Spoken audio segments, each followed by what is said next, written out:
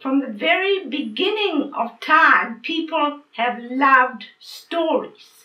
Stories that immerse them in a time and a place and set their imagination alight so that they can follow the characters and see what they see, feel what they feel, hear what they hear.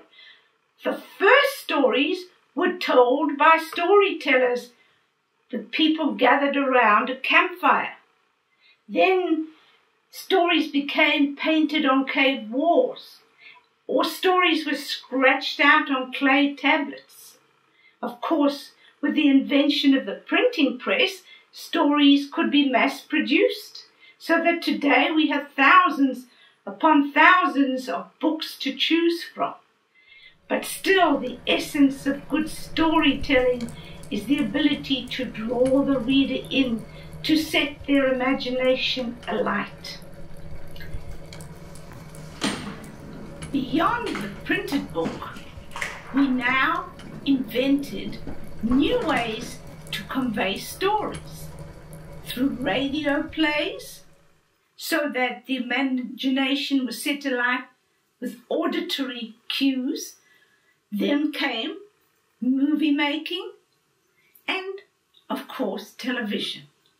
All these things were ways to convey information and to convey stories. And now we have enhanced eBooks that also further deepen and immerse the reader in the story. So what are enhanced eBooks? How do they enrich the reading experience?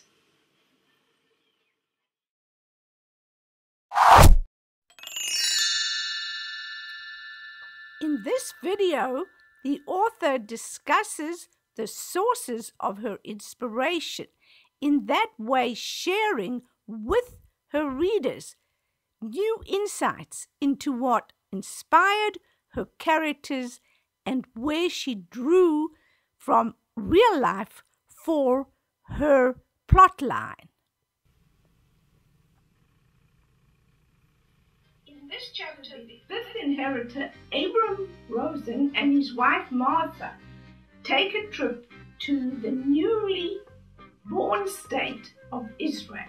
It's 1948, and as a young girl in distant Johannesburg, South Africa, I clearly remember being drafted into the young people's Zionist movement called B'nai Zion.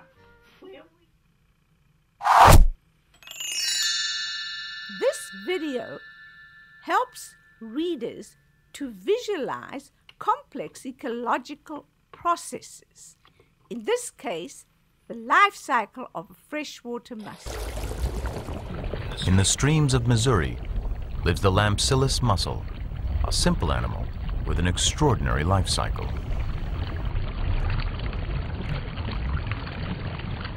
To reach adulthood, its young must spend part of their lives inside a fish, the largemouth bass. To get there, the mussels must make physical contact, a difficult task, as mussels don't swim.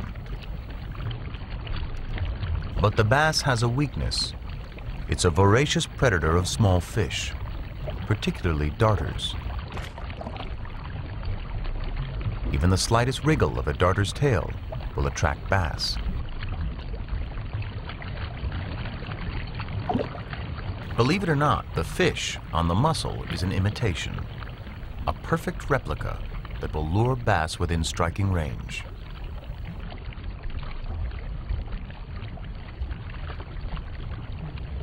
The mussel can somehow sense approaching fish and wriggles its lure faster to entice them.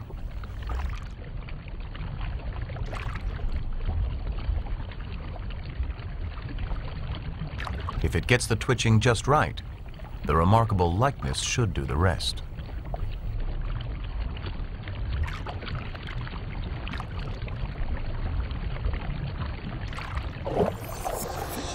On impact, the mussel squirts its young into the bass's mouth.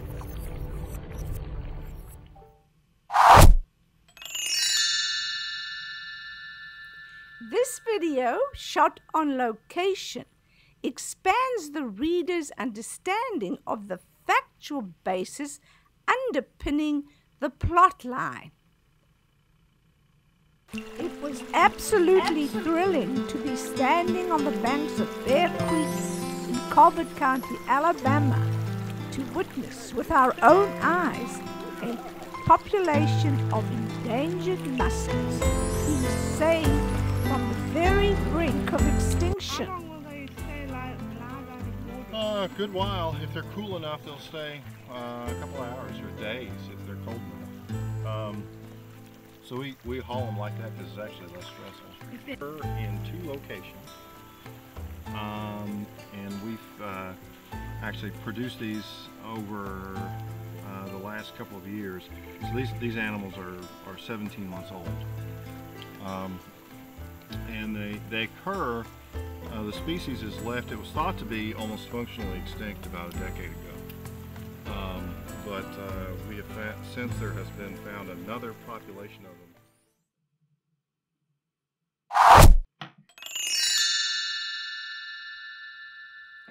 In this video, shot on location, there's the added twist that the reader can hear 2 characters in the story reacting to the scene that is taking place.